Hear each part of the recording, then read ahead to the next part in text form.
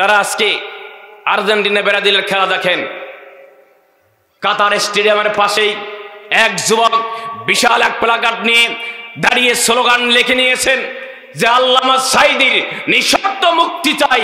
বিশ্বের মানচিত্রে কত দেশে তার মুক্তির জন্য আর্তনাদ করছে, কিন্তু দুর্ভাগ্যজনক হলো সত্য, অপরাধ শুধু একটাই, ওয়ামা নাকামু মিনহুম ইল্লা আইয়ুমিনু বিল্লাহিল আজিজিল হামিদ। চিৎকার দিয়ে বলেন ঠিক বলছেন না বেঠি? ভাইরা আমার, আল্লাহ রাব্বুল আলামিন আমাদের উপরে অর্ডার করলেন যাতে করে আমরা ন্যায় বিচার কায়েম করি। কারণ যেই ব্যক্তিটি ন্যায় বিচার কায়েম করতে পারবে, হককে জেনে শুনে বিচার ফয়সালা করবেন আল্লাহর দেওয়া বিধান মোতাবেক, আল্লাহ রাসূল বর্ণনা করেন ওই ব্যক্তি যাবে আল্লাহর জান্নাতে। দুই শ্রেণীর বিচারক যাবে আল্লাহর জাহান্নামে। যেই বিচারক গুলো রাসূল বলেছেন ও রাজুলুন আরাফাল হক ও রাজুলুন আরাফাল হক ফাজারা ফিল হিকাম, যেই ব্যক্তিটি ঘটনা সব জানেন, কিভাবে মারামারি হয়েছে, কিভাবে কাটাকাটি হয়েছে, সব বিষয় তিনি জানেন, কিন্তু বিচার ফয়সালা করার ক্ষেত্রে তিনি চিন্তা করেন আমি যদি বিচারটা প্রকৃতপক্ষে হক করে দেই তাহলে আমার ছেলের ক্ষতি হবে, আমার ভাতিজার ক্ষতি হবে, আমার প্রতিবেশীর ক্ষতি হবে, আমার দলীয় ব্যক্তির ক্ষতি হবে, আমার একজন কর্মীর ক্ষতি হবে।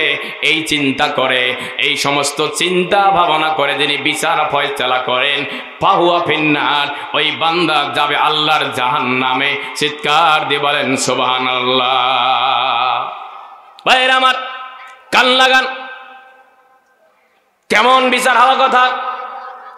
অর্ধ জাহানের প্রেসিডেন্ট ওমর ইবনুল খাত্তাব রাদিয়াল্লাহু তাআলা আনহু, আল্লাহর নবীর জলিলুল কদর সাহাবী, ইসলামের দ্বিতীয় খলিফা, যেই ব্যক্তির দরবারে একটি মামলা চলে আসলো, এমন একটি মামলা, যেই মামলা হলো দুইজন যুবক একজন ইসলাম গ্রহণকারী সাহাবীকে টেনে হেঁচড়ে আনতেছেন।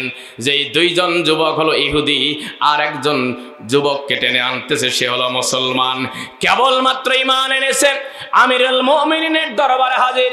ইয়া আমিরাল মুমিনিন, ইয়া খলিফাতুল মুসলিমিন, আমরা শুনেছি আপনি ন্যায় বিচার করেন, সেই আশায় আমরা আপনার দরবারে হাজির হয়েছি, আপনার দরবারে বিচার উপস্থাপন করছি, বিচার সাবমিট করছি, মামলা দায়ের করছি। সেটা হলো এই, আপনি দেখতে পাচ্ছেন যেই যুবকটাকে আমরা টেনে আনতেছি, এই যুবক আমার একমাত্র বাবা, মা আমার দুনিয়ায় বেঁচে নাই, এই যুবক আমার বাবাকে হত্যা করেছে।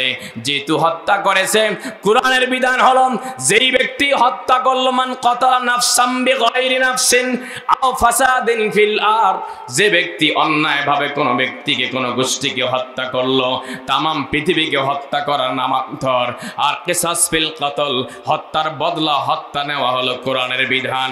ও আল্লাহর নবীর সাহাবী, আপনার কাছে আমরা এসেছি, আপনার কাছে মামলা দায়ের করলাম, অভিযোগ দাখিল করলাম, আপনি এই বিচার ফয়সালা করে আমার পিতার হত্যার দাবি আপনি পূরণ করে দেন। চিৎকার দিয়ে বলেন সুবহানাল্লাহ। প্রিয় ভাইয়ের আমার, দুইজন ইহুদি মামলা দায়ের করতেছে মুসলমানের বিরুদ্ধে, তাহলে বোঝা যাচ্ছে উমর রাদিয়াল্লাহু তাআলা আনহু যেই দলের অনুসারী, সেই দলের একজন কর্মী, তিনি মামলার বিবাদী, তার বিরুদ্ধে মামলা দায়ের করতেছেন, অর্থাৎ বিরোধী দল। ঠিক না ঠিক? আজকে বাংলাদেশের যে অবস্থা দেখুন, একটাবার চিন্তা করুন তো, এই যে আমাদের সকাল হলে সূর্য উদিত হয়, যদি বাংলাদেশের কোনো ব্যক্তিকে সূর্য উদিত হওয়ার দায়িত্ব কোনো সরকারকে দেওয়া হতো, আমার বিশ্বাস আওয়ামী লীগকে দায়িত্ব দিলে গোটা বাংলাদেশের সমস্ত বিএনপি নেতাকর্মীদেরকে ওই এলাকায় আলো না দিয়ে অন্ধকারে রাখতে। কথা বলেন ঠিক বলছেন না ঠিক? আবার যদি বিএনপিকে দেওয়া হতো, তারাও এই কাজটা করতে, এতে কোনো সন্দেহ। ভাইরা আমার, ওমর ইবনুল খাত্তাব রাদিয়াল্লাহু তাআলা আনহু বিপদে পড়ে গেলেন। নবমুসলিম সাহাবী, কেবলমাত্র ঈমান এনেছে, এই ব্যক্তির বিরুদ্ধে মামলা, এই মামলা কিভাবে ট্রায়াল নেবেন, হতবাক হয়ে গেলেন। এক পর্যায়ে আল্লাহর নবীর সাহাবীকে জিজ্ঞেস করলেন, ওগো সাহাবী, ওগো আল্লাহর নবীর সাহাবী, তোমার বিরুদ্ধে যেই মামলা দায়ের করা হয়েছে, তোমার বিরুদ্ধে যেই অভিযোগ উপস্থাপন করা হয়েছে, সেই অভিযোগের ব্যাপারে তোমার কথাবার্তা থাকলে বলতে পারো। সঙ্গে সঙ্গেই আল্লাহর নবীর নবদীক্ষিত সাহাবী ওমর ইবনুল খাত্তাব রাদিয়াল্লাহু তাআলা আনহুকে ডাক দিয়ে বললেন, আমিরুল মুমিনিন, আপনি যা শুনেছেন সত্য শুনেছেন, যদি আপনি আমাকে সুযোগ দেন, আমাকে যদি উপস্থাপন করার সুযোগ দেন, তাহলে আমি আমার নিজ থেকে আমি উপস্থাপন করতে চাই কিভাবে তার বাবাকে হত্যা করেছি, কিভাবে তার পিতাকে আমি হত্যা করেছি জানিয়ে দেব। ওমর ইবনুল খাত্তাব রাদিয়াল্লাহু তাআলা আনহু সঙ্গে সঙ্গে অর্ডার দেন, বলো বলো ওগো আল্লাহর নবীর সাহাবী, তুমি উপস্থাপন করতে পারো।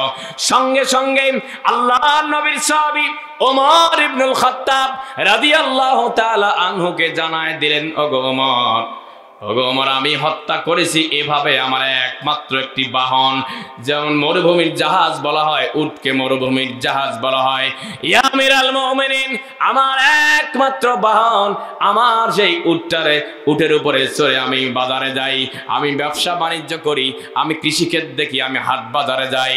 আমার এই উটটাকে আমি তাদের চারণ ভূমিতে রেখেছি, কিন্তু তাদের ক্ষেত খামার নষ্ট করার কারণে তার বৃদ্ধ পিতা আমার উটের উপরে এমন ভাবে আঘাত করে, এক পর্যায়ে আঘাত প্রাপ্ত হয়ে উটটা জমিনে লুটিয়ে পড়ে দুনিয়ার জমিন থেকে বিদায় হয়ে যায়।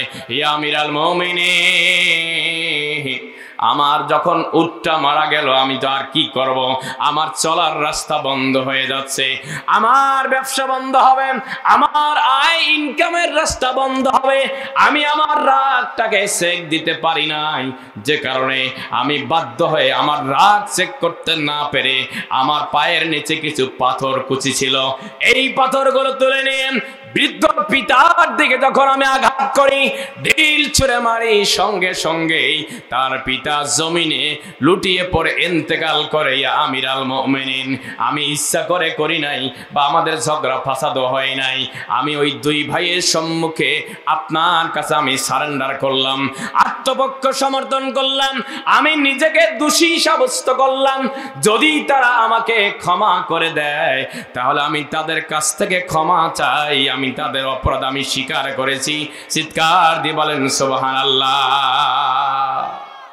অপরাধ করার পর যদি কোনো ব্যক্তি অস্বীকার করে, অপরাধ হলো কয়টা? জোরে বলেন, জোরে বলেন, কয়টা? অপরাধ একটা গুনাহ, অপরাধ অস্বীকার করার কারণে আরেকটি গুনাহ বা মামলা দায়ের হয়ে গেল। তাহলে রাসূল সাহাবী বলছে, ইয়া আমিরুল মুমিনিন, আমি অপরাধ করেছি, এই দুই ভাইয়ের কাছে আমি সারেন্ডার করলাম, আত্মপক্ষ সমর্থন করলাম, তারা যেন আমাকে ক্ষমা করে দেয়। চিৎকার দিবেন আল্লাহু আকবার।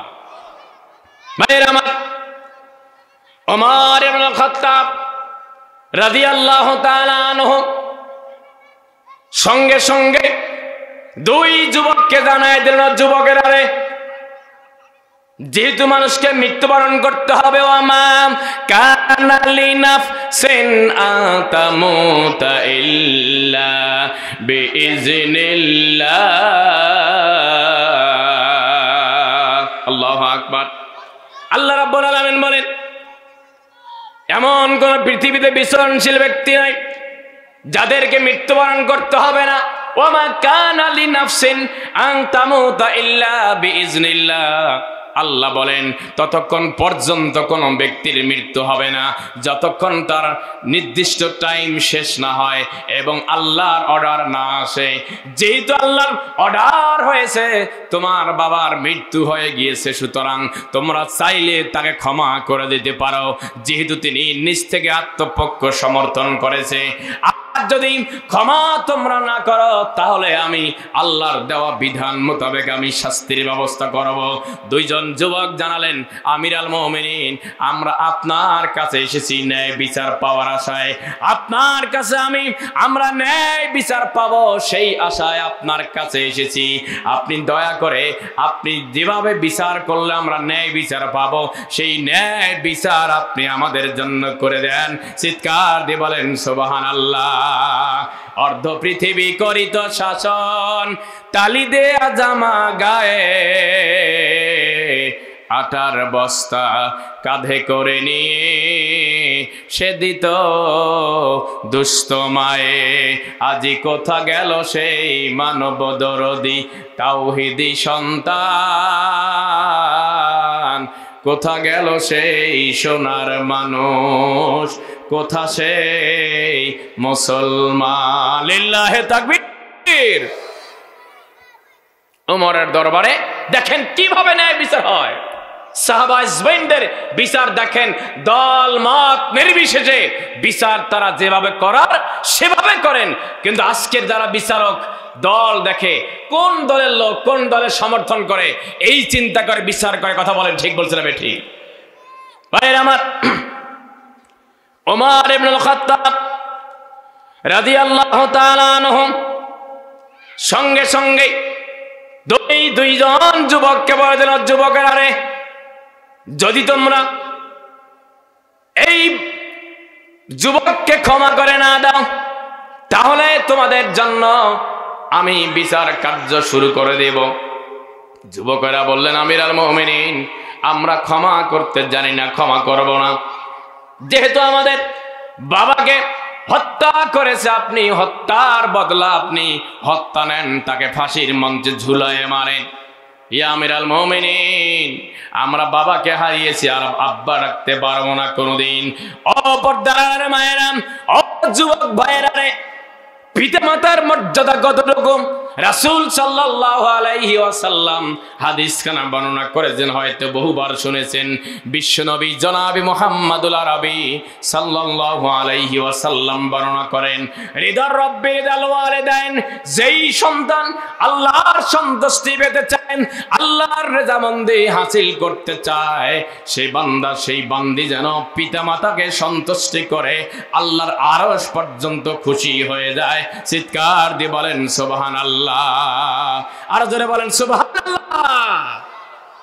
পিতামাতার সন্তুষ্ট, আল্লাহর আরশ খুশি।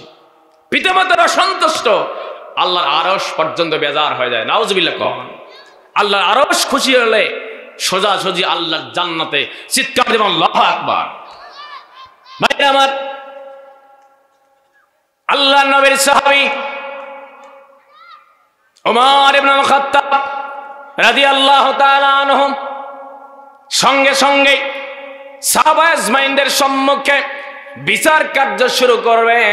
তিনি বিচার কার্য শুরু করার জন্য কোনো সাক্ষীর প্রয়োজন নাই, কারণ যিনি বিবাদী, যিনি আসামি, তিনি নিজেই আত্মপক্ষ সমর্থন করেছেন।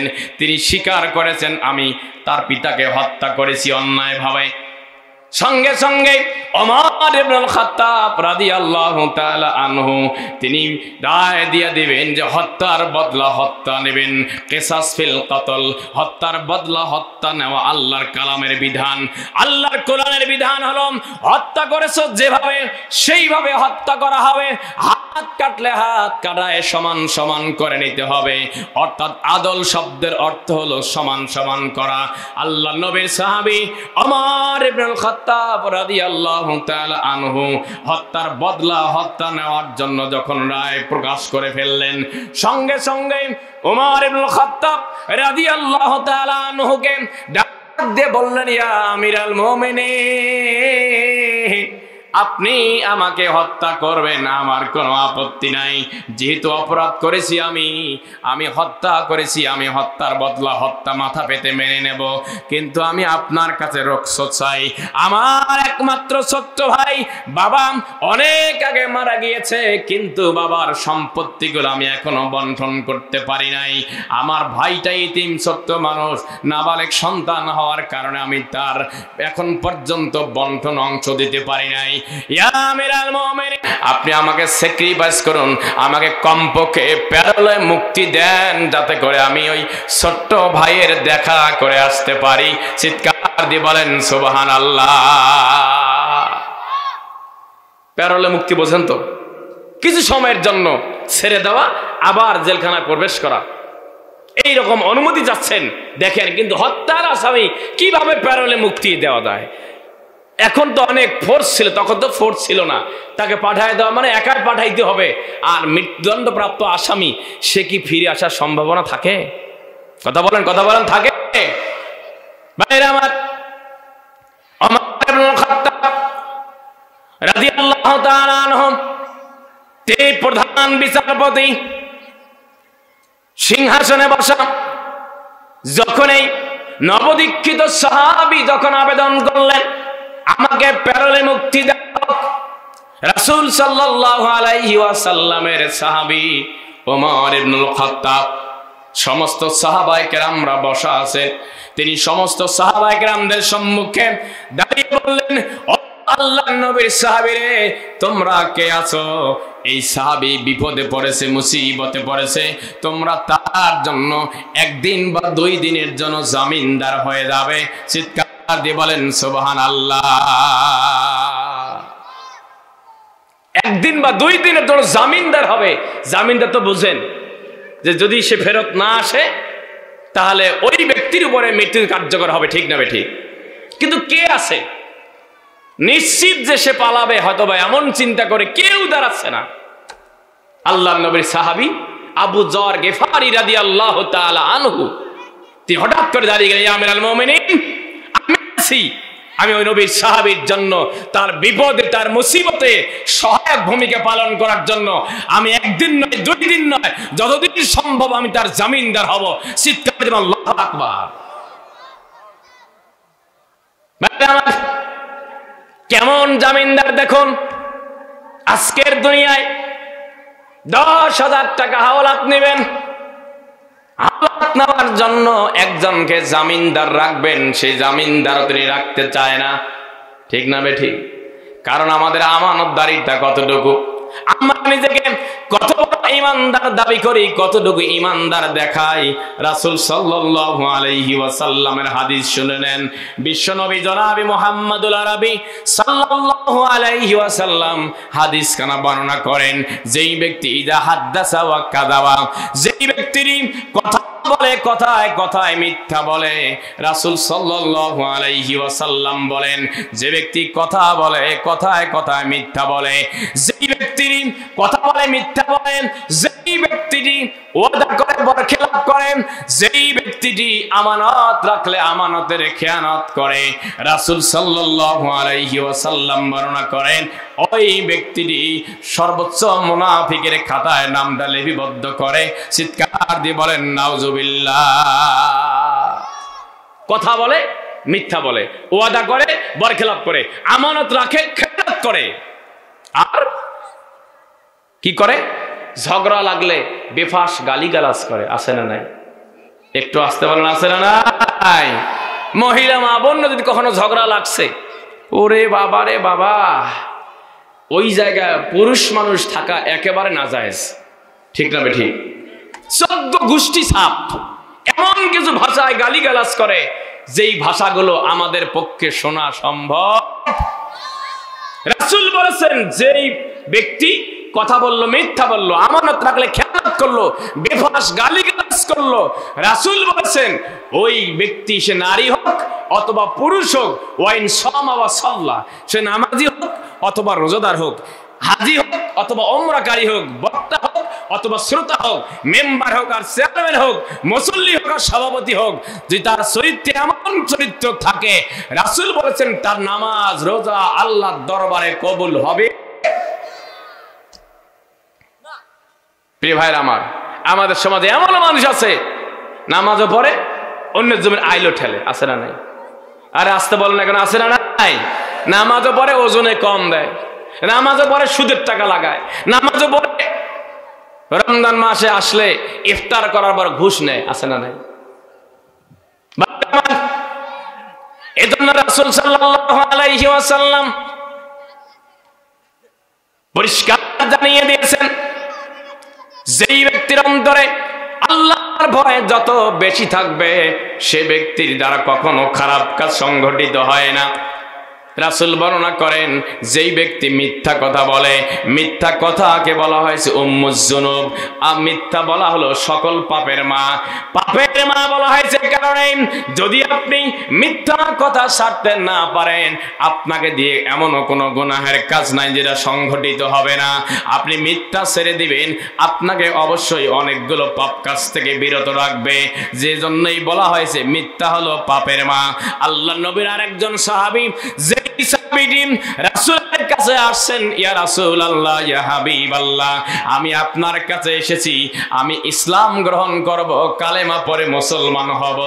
আমার তিনটা স্বভাব, বদ স্বভাব রয়েছে, ইয়া রাসূলুল্লাহ, ইয়া হাবিবাল্লাহ, আপনি কালেমা পড়ে মুসলমান করে নেন, কিন্তু তিনটা কবিরা গুনাহ আমি একসাথে ছাড়তে পারবো না, একটা একটা করে ছাড়বো। তারপরেও আপনি আমাকে কালেমা পড়ে মুসলমান করে নেন। চিৎকার দিয়ে বলেন সুবহানাল্লাহ। রাসূলের কাছে সাহাবী আসছে, অপরাধ, তিনি তিনটা অপরাধের সঙ্গে জড়িত, তিনটা অপরাধ তিনি করেন, ইসলাম গ্রহণ করবেন, তিনটা অপরাধ করেন, কবিরা গুনাহের সঙ্গে তার সম্পর্ক। তার ইচ্ছা হলো আমি তিনটায় ছাড়বো, তবে একটা একটা করে। সুবহানাল্লাহ। প্রিয় ভাইয়েরা আমার, খুবই মারাত্মক কথা, কঠিন কথা শুনে রাখুন। রাসূল সাল্লাল্লাহু আলাইহি সাল্লাম ওই সাহাবীকে ঈমান আনার পরে, সাহাবী যখন হয়ে গেলেন, কালেমা পড়ে মুসলমান হলেন, রাসূল বলল, আল্লাহ আমার সাহাবী রে, তুমি কি তিনটা অপরাধ করো, একটু দয়া করে আমাকে জানায় দাও। বলুন সুবহানাল্লাহ। নবদীক্ষিত সাহাবী রাসূল সাল্লাল্লাহু আলাইহি ওয়াসাল্লামকে জানায় দেন, ওগো নবীজি, আমি ঈমান এনেছি, আপনার বক্তব্য শুনেছি, যখন কোন ব্যক্তি কালেমা পড়ে মুসলমান হয়, তার জীবনের গুনাহগুলো আল্লাহ একেবারে মুছে দেয়, ডিলিট করে দেয়। ইল্লা মান তাবা ওয়া আমানা ওয়া আমিলা আমালান সলিহান ফাউলাইকা ইউবাদদিলুল্লাহ। আল্লাহু আকবার। রাসূল সাল্লাল্লাহু আলাইহি ওয়াসাল্লাম সাহাবীকে বলে দিল, আমার সাহাবী রে, আমার সাহাবী, ঈমান এনেছো তুমি, ঈমান যেহেতু এনেছো, তোমাকে আমি মেসেজ দিতে চাই, তুমি তিনটা অপরাধ আমার কাছে উপস্থাপন করো, আমি তোমাকে তিনটা অপরাধের একটা অপরাধ করে ছাড়তে বলবো। আল্লাহ নবীর সাহাবী সঙ্গে সঙ্গে জানিয়ে দিলেন, নবীগণ, আমার তিনটা অপরাধ। তার এক নম্বর অপরাধ হলো আমি মিথ্যা কথা বলি। কি কথা বলি? আমি মিথ্যা বলি। 2 নম্বর অপরাধ, আমাকে রাত 12টার পর বোতল না খাইলে আমার ঘুম ধরে না। এমন লোক সমাজে আছে না? বোতল খায় আর সিলমারি রোডে হেঁটে যাইতে গিয়ে মোটা গাছ দেখে সেখানে গিয়ে ধাক্কা খেয়ে সালাম দেয়, আছে না নাই? আছে না নাই? প্রিয় ভাইয়েরা আমার, আজকে বলতে হবে, রাত অনেক হয়ে গিয়েছে, কেন এই কাজগুলো করবেন? আজকে সন্তান নষ্ট হওয়ার সমস্ত হাতিয়ার আজকে জমা আছে আমাদের সমাজে। কথা বলেন ঠিক না বেঠিক? এই যে আপনার আমার হাতে, সকলের হাতে মোবাইল ফোন, আজকের সভ্যতায় এই যুব সমাজ নষ্ট হওয়ার অন্যতম হাতিয়ার এই মোবাইল ফোন। জোরে বলেন ঠিক না বেঠিক? কারণ এই মোবাইলে এমন কোনো কাজ নাই যা ঘটে না। আজ থেকে 6 মাস আগে আমাদের কুড়িগ্রাম থেকে রাজারহাটের রোডে যাবেন, একটা বাজারের নাম আছে দিনো বাজার। এই দিনো বাজারে একটা ছেলে 7, 8 বা 9-এ পড়ে, এমন বয়সের সন্তান, রেলের লাইনে বসে এভাবে ফ্রি ফায়ার খেলতেছিল। যারা ফ্রি ফায়ার খেলে, খেয়াল করবেন, আপনি বাবা হয় তার পিছনে দাঁড়িয়ে থাকবেন, সে বুঝতে পারে না আমার পিছনে কে আছে কে নাই, দেখার তার টাইম নাই। জোরে বলেন ঠিক না বেঠিক? এই সন্তান গেম খেলতে খেলতে কখন রেল লাইন চলে, স্টেশনের সেই রেলগাড়ি চলে আসছে, সে তার খেয়াল নাই, বুঝতেই পারে নাই। হরেন দিচ্ছে তো দিচ্ছে, সে বোঝে নাই, ফাঁকা জায়গায় বসে এইভাবে যখন সে ফ্রি ফায়ার দেখতেছিল, এমন ভাবে ট্রেনটা তাকে একেবারে তার মাথার উপর দিয়ে চলে গিয়ে মাথা ফেটে ওই জায়গাতে দুনিয়ার জমিন থেকে বিদায় হলো। চিৎকার দিয়ে বলেন নাউজুবিল্লাহ।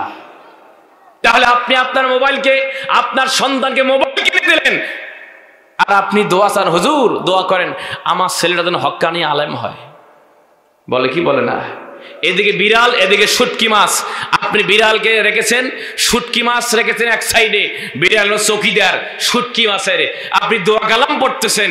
আচ্ছা বলুন তো, দোয়া কালাম পড়লে কি কাজ হবে? জোরে বলেন, জোরে বলেন, কাজ হবে? কাজ হবে তখন যখন আপনি শুটকি মাছটা বয়েমে ঢুকে রাখবেন, তখনই কাজ হবে। আপনি সন্তানকে দিলেন অ্যান্ড্রয়েড ফোন, এই মোবাইল ফোন সন্তানকে দিলেন, আর আপনি মনে করেন যে আমার সন্তান হক্কানি আলেম হবে। অসম্ভব।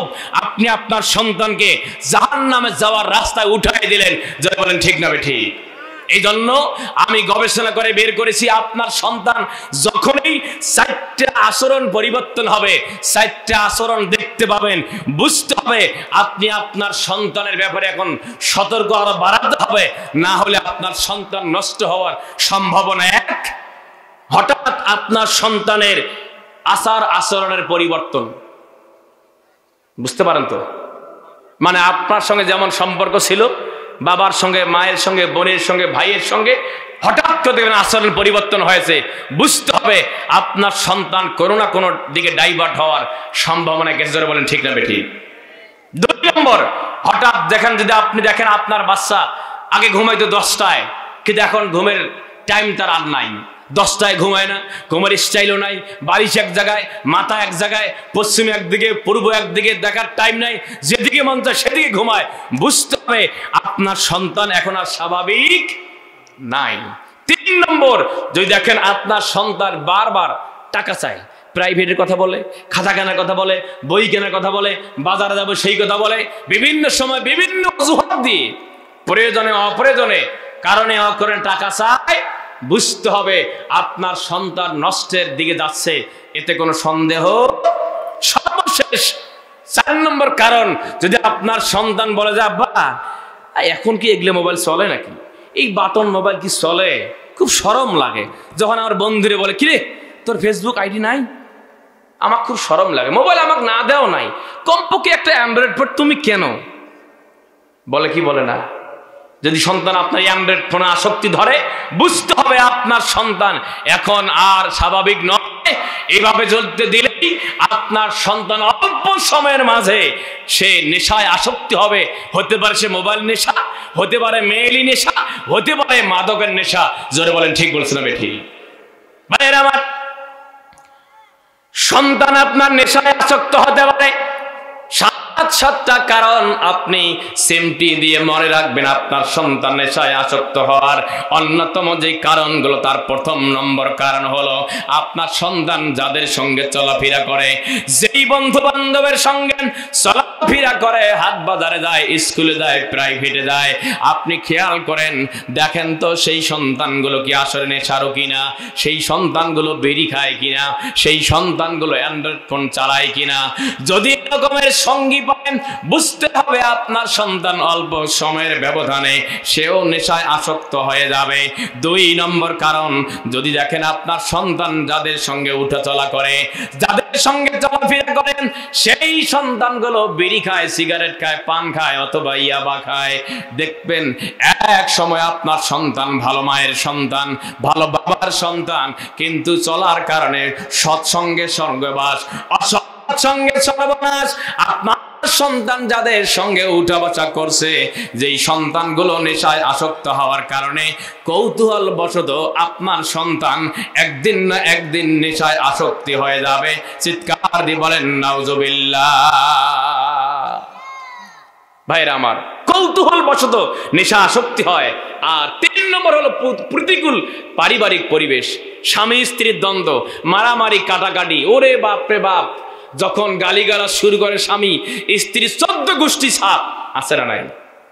সন্তান দেখি রে বাপ রে বাপ, ঘরে যখনই ঢুকি তখন বাবা মা মারামারি, কাটাকাটি, পিটাপিটি, গিলাগিলি, গালিগালাজ, আর ভালো লাগে না, ঘরে তো ভালো লাগে না। ওই শেষ পর্যন্ত ওই পরিবেশ খোঁজে যেই পরিবেশে গেলে নষ্ট হওয়ার সম্ভাবনা থাকে। জোরে বলেন ঠিক না বেঠিক? সন্তান নষ্ট হওয়ার, নেশায় আসক্তি হবে। 5 নম্বর কারণ হলো বিভিন্ন অনুষ্ঠান, বিশেষ করে বার্থডে অনুষ্ঠান, বিবাহ বার্ষিকী, জন্মবার্ষিকী, 31st নাইট, যেই রাস্তাকে বলা হয় 31st নাইট। আবার পহেলা বৈশাখ নামে সারা রাত ডিজে গান শুনে থাকে।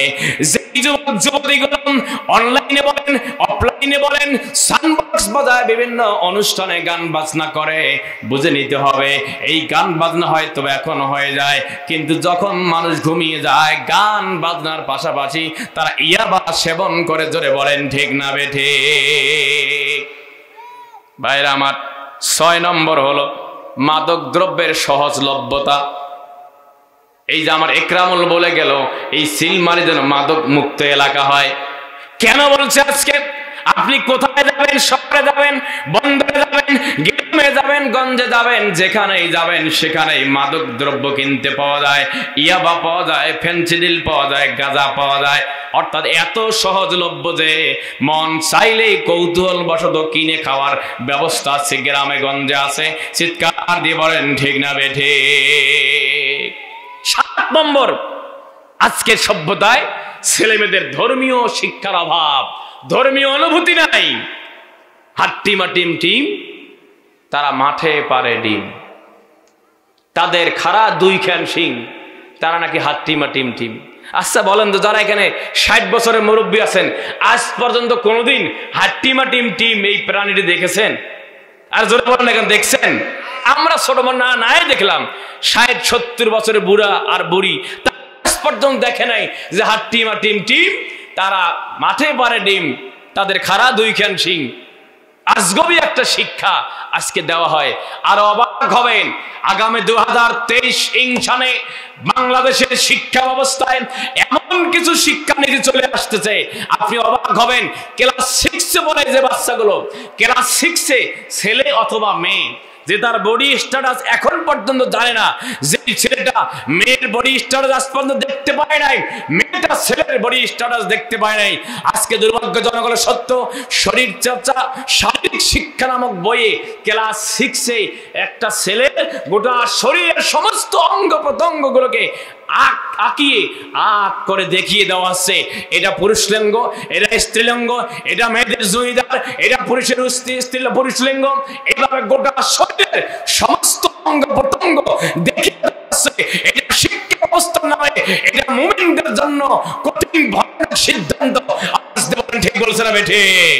আমরা আজকে এই চিলমারির এই ময়দান থেকে গোটা বাংলাদেশের সমস্ত সচেতন নাগরিক দিকে বলতে চাই, যদি বাংলাদেশের এই শিক্ষা ব্যবস্থায় আগামী 23 সালে এই শিক্ষা ব্যবস্থা বাংলাদেশের 90% মুসলমানের দেশে আজকের যুব সমাজ নষ্ট করার জন্য আর কিছুই লাগবে না, আর কিছুই লাগবে না, আর কিছুই লাগবে না। ঠিক বলছে না বেঠে? আমরা আজকে ময়দান থেকে শিক্ষানীতিকে পরিবর্তন করার দাবি জানাই, অথবা শিক্ষামন্ত্রী আমরা পদত্যাগ জানাই। কথা বলেন ঠিক বলছে না বেঠে? প্রিয় ভাইরা আমার, বাংলাদেশের মুসলমান 90% তারা কোরআনের তেলাওয়াত শুনে ঘুম ভাঙে, কোরআনের আযান শুনে ঘুম ভাঙে মুসলমানদের। আজকে এই শিক্ষা ব্যবস্থা দেওয়ার পিছনে যেটি কারণ, সেটা হলো দিন যত যাচ্ছে ইসলাম মুসলমানদের শক্তি বৃদ্ধি পাচ্ছে, ইসলাম মুসলমানদের সংখ্যা বৃদ্ধি পাচ্ছে। একথার অর্থ তারা আজকে তাদের ঘুম হারাম হয়ে গিয়েছে। এভাবে চলতে থাকলে এমন একটা সময় চলে আসবে, যে সময় এই কোরআন শাসন করবে। আওয়াজ দিয়ে বলেন ঠিক বলছে না বেঠে?